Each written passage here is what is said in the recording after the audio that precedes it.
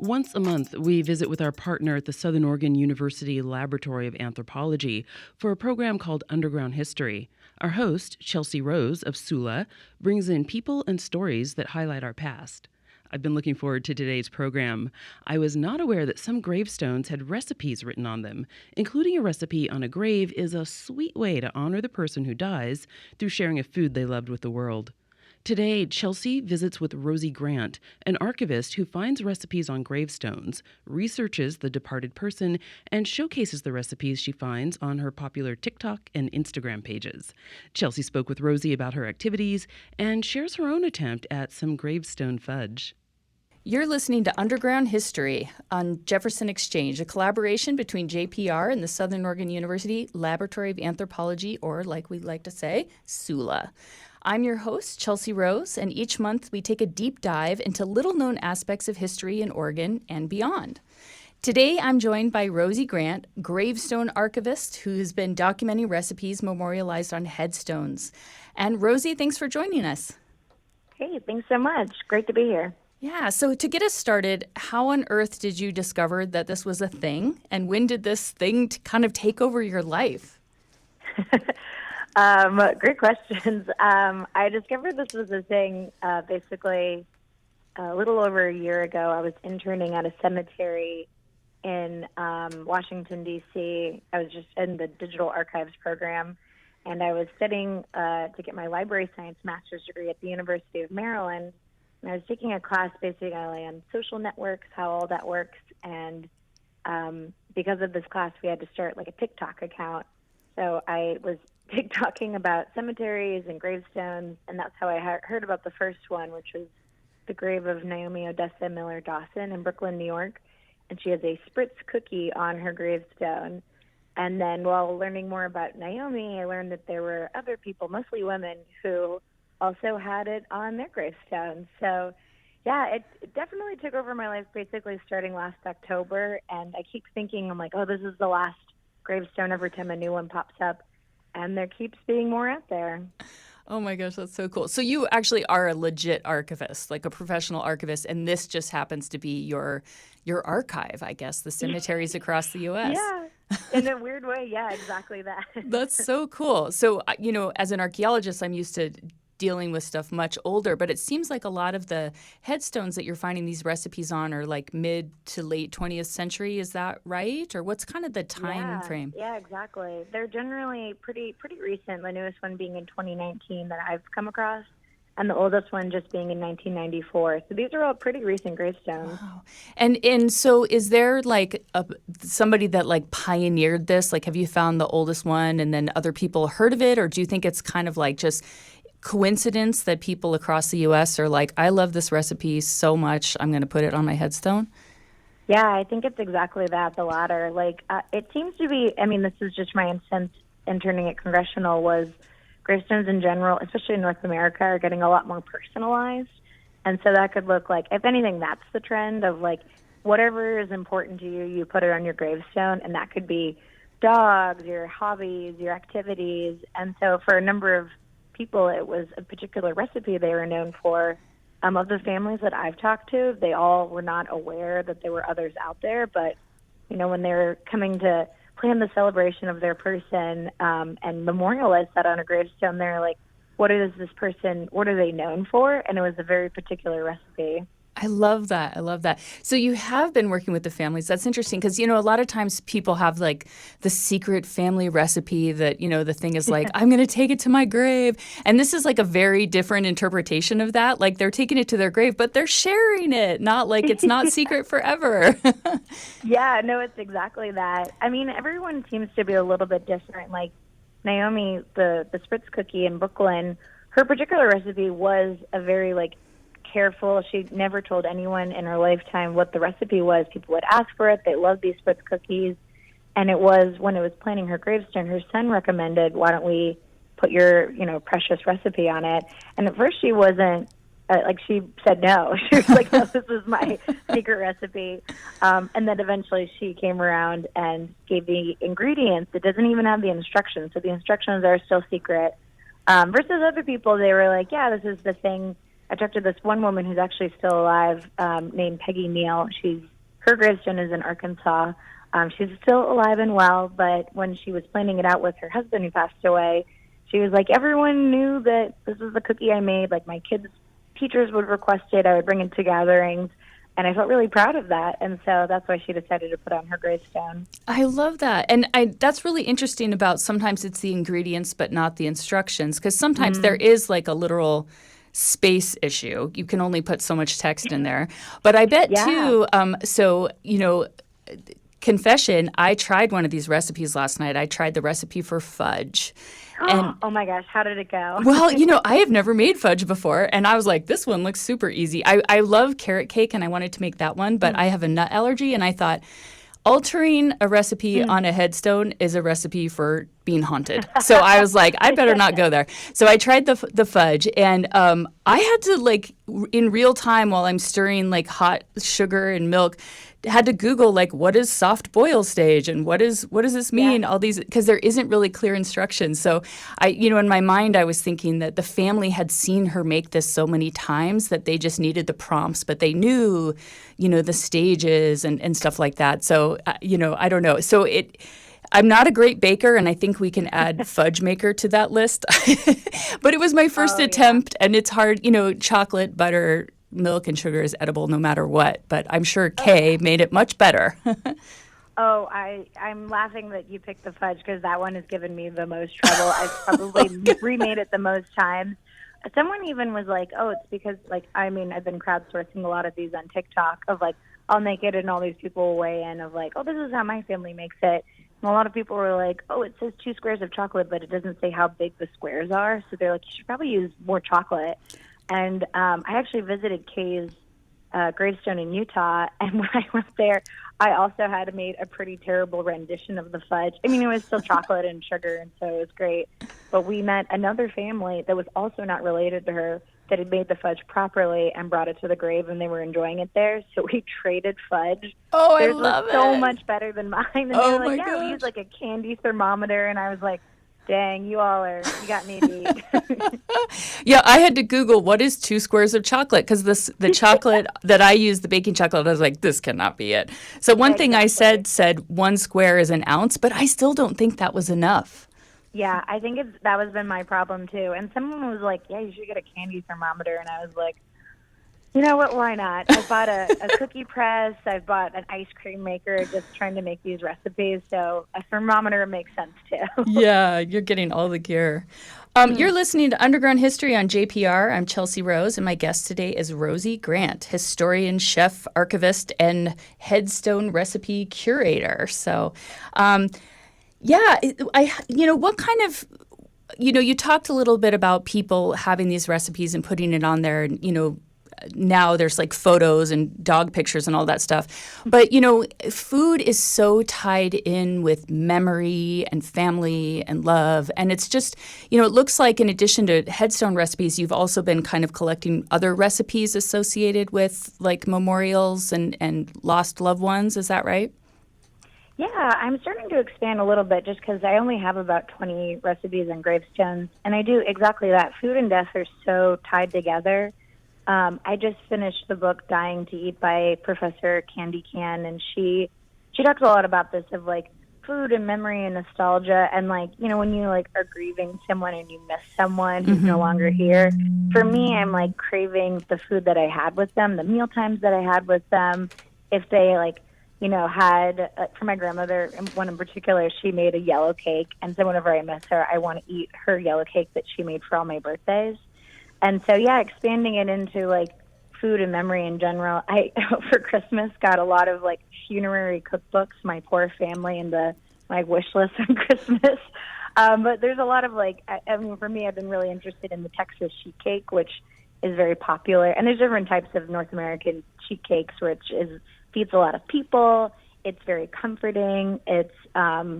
It can sit out on a table for a long time. So if people are coming in and out of a house to visit the family, it can sit out all day. So things like that are just really interesting to me right now. Yeah, and most of these recipes that are either on headstones or associated with with death and stuff, they tend to be sweet. Is that right? Are you finding many that are savory? Generally, almost all of them have been sweets, almost all baked goods. Two have been, so there's one woman in Iowa who she has a cheese dip recipe on hers, which is excellent. And then there's another woman in Texas, which is technically not a gravestone recipe. Her gravestone just says she made the best meatloaf. But the cemetery sent me the cookbook with her, like from their archives, they have her actual meatloaf recipe. So I'm counting it just because it's another savory dish. But yeah, the recipes have been baked goods. Wow. So they actually, someone had the foresight to be like, we're noting this, but here cemetery, headquarters or whatever have this recipe on file for people to ask. Is that kind of how that happened? So basically, they did a lot of cemeteries are struggling. It's a tough business model for a cemetery. You're basically just waiting for people to die. And even though, like, price of a gravestone is pretty steep for a lot of people, but the idea of continued maintenance of a cemetery is difficult. So a lot of cemeteries have been trying to look into alternative models. The one that I interned at was definitely the case of this, of how do we maintain the expensive just keeping the land and like basic yard work. And so they made a cookbook that was connected to their cemetery specifically. And Beverly, this is the woman who they have her meatloaf recipe. I believe they asked her family for it. They were local in the community. I think Beverly was somewhat involved with like the local societies. And so they both have her recipe and then other people who are either volunteers with the cemetery, historians, or just people in their community. And then, they sold the cookbook just to earn money to preserve the cemetery. Oh, that's so cool. Yeah, I've heard about historical societies doing like, some pioneers sourdough bread or whatever, but that's really cool to think about kind of community, cherished community recipes like across the ages. Like, I like that. That's awesome. That's awesome. And as far as demographics go, you said it tends to be women. Are there men that have had a recipe on their headstone? Yeah, only two. So there's one gentleman named John, who's the only person in North America. He's one of the most recent ones, actually. He was a funeral director, and he is buried not too far from St. Louis. And he had a mint brownie recipe. And then there's one other gentleman. So there's two in Israel. The only two that aren't in the U.S. that I'm aware of are in different places in Israel. And so there was a gentleman who was a kibbutz chef. And his was actually kind of savory almost. It was like a yeast bread. And so that's the other guy that I know about. And the rest have been women. And so you're looking international. So do you just have people that are now contacting you like, hey, I found this, you should come check it out? Yeah, I mean, I've been very lucky with just like the publicity this has gotten, for better or worse, just because, I mean, in the beginning, this truly did start out as kind of like a homework assignment, and now it's just kind of blown into this thing. And then also, like, it's on that like kind of curiosity of like you find 2, 3, 4, and then you're like, wow, are there more out there? And they keep growing. So at this point, families have started reaching out, being like, oh, my mother-in-law had the carrot cake, or I live in Willits, California, and I walk past the cemetery every day and saw this. The two that are in Israel, actually, and this is how I even heard about this very beginning to hear, like just to start out, was from Atlas Obscura. Atlas has, if you're interested in cemeteries, Atlas Obscura is like the source. Like they have so many interesting cemetery, gravestone, death and food topics. And so the two that are in Israel, Atlas has actually done stories on, which is incredible. Oh, that's awesome. And is there somewhere in the U.S. where they tend to be concentrated, like more in the Midwest or on the West Coast or East Coast, or are they pretty spread out so far? Unfortunately, just because I want to visit them all, they are very spread out. They range from Nome, Alaska. There's 2 in California. There's 1 in Washington State. Kind of in the middle, there's 1 in Utah. There's 2 in Iowa, 2 in Arkansas, 1 in Louisiana, 2 in New York. I mean, like truly, they are all over the map. Now we can move, I guess, into kind of more the, what makes a good headstone recipe. I'm sure a lot of people are thinking about this now. Gosh, what would I put on mine? What kind of, have you been learning kind of what works? You've been actually experimenting. And like we talked about the fudge, some of them are a little bit challenging. But what ones have like worked the best, the recipes you've made so far? I mean, I guess on different levels, like they've all been good on different ways. Like the ones that I've made the most frequently, I love the Spritz cookie one, which I definitely I made it very incorrectly the first time because there weren't instructions and I didn't know what a spritz cookie was. So I basically made it like a sugar cookie. And then it was because of TikTok, like in the comments where like all these people weighed in. They're like, oh my gosh, my grandmother makes these or my mom makes these and you're supposed to use a cookie press. And so learning about the cookie press and like how that whole function works. The snickerdoodle cookies that are in California from the grave of Annabelle Gunderson are super good. Like they make a lot of cookies. They are really tasty. So like that one's like probably the snickerdoodle ones have been one of the easiest to just casually adapt and like bring to like gatherings and like family events and things like that.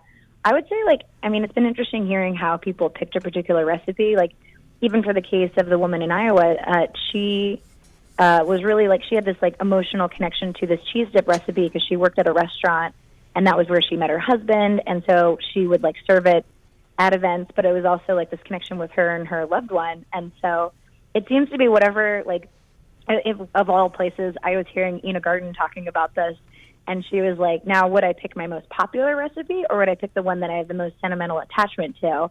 Because there's two different recipes. So for some people, it's like, what do people know me for versus like, oh, what's something that like I have a lot of sentimental connection to or like I want to be known for this recipe. And I think a lot of people pick cookies and baked goods because the instructions can be a little bit more limited. Like this isn't a lasagna recipe that like needs tons and tons of instruction. So I would almost say like the ease of writing it all down has also played into it. Yeah, and I love that because people, they do pass recipes down. I've got some from my grandma's and stuff like that. But it's such a cool conversation to have with this person. And I mean, these people that have these headstones, like little do they know, they're part of this larger national conversation right now, which is really interesting. And you have been able to find the families and kind of talk to the families in a lot of instances as well? Yeah, I mean, so in the beginning it was just people who had commented on TikTok. Like some people were like, that's my grandmother, or that's my loved one. I flew to New York to meet with Naomi's family, so they now live in Pennsylvania, and they all drove up, and we went to her gravestone and just, got to visit her, and then we went and cooked her spritz cookie recipe, which I learned I'd been making very incorrectly, like everything from the temperature to, like, the techniques, and so, like, they even have her, like, the recipe instructions that she would refer to, like, in a little plastic bag, and her I guess now, great-grandson is like the resident cookie maker in the family.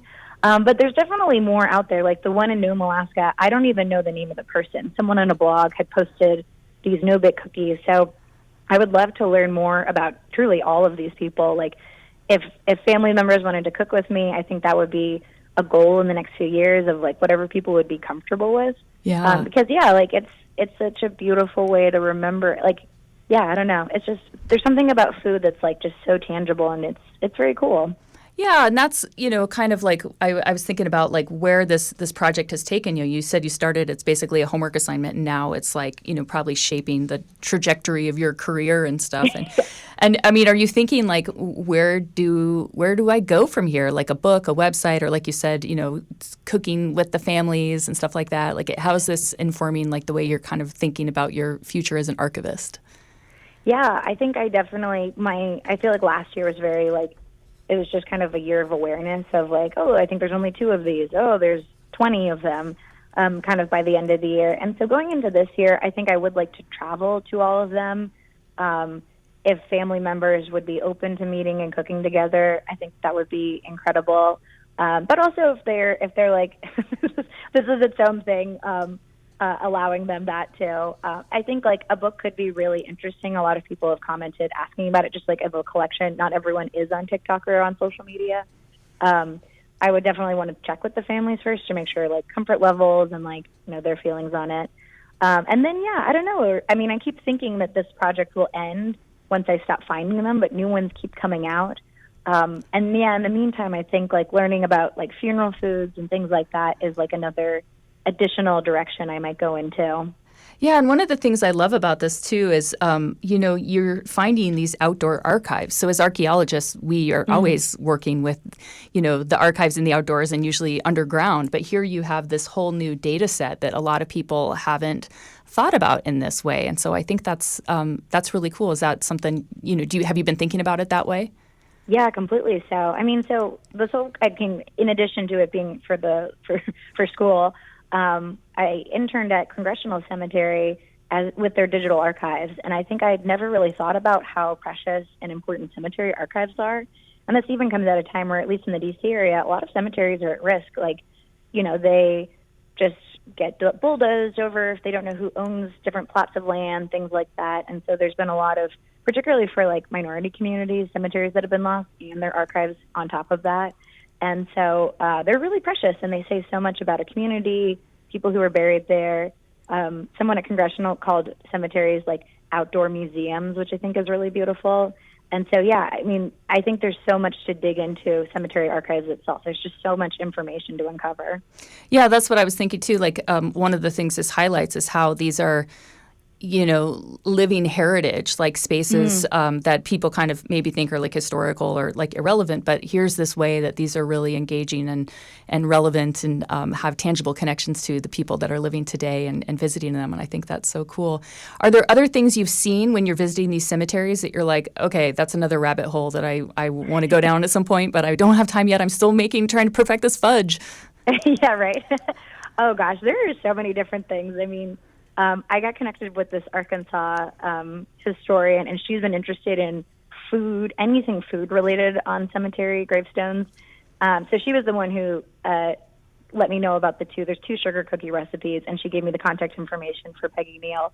But she in general is like, there are so many food adjacent things on gravestones of like people, like there's someone with like marshmallow, some like sort of like marshmallow thing on theirs, or like references to like Diet Coke. They like love Diet Coke. Really? And like there's just there's like so many like food. I think it was whatever was the important thing to these people in life. I recently moved to California, and so I live right next to Hollywood Forever Cemetery. And boy, is that there are so many rabbit holes you could go down of like people who love dogs, and so they have dog statues all over their gravestone, or movie related ones, or there's this like a number of people who have really unusual inventions, and so they have like pictures of their invention on their gravestone. That's so cool. Yeah, the sky's the limit, and for pick your poison kind of with it. Yeah, and now with like the mapping technology, you could make like these interactive maps of cemeteries. So I know a lot of times people, especially in Hollywood, are like, I want to see the famous people, but you could like have this like tour where you're like, here's the food ones and here's the whatever. It seems like such a cool spot to engage and kind of like document. Oh my gosh, yeah, absolutely. And that's kind of what we were doing at Congressional. Was we have these kind of like, we had written out like certain, whatever the group was that you're looking for. Like we had like a civil rights list of people who were like big activists in different areas.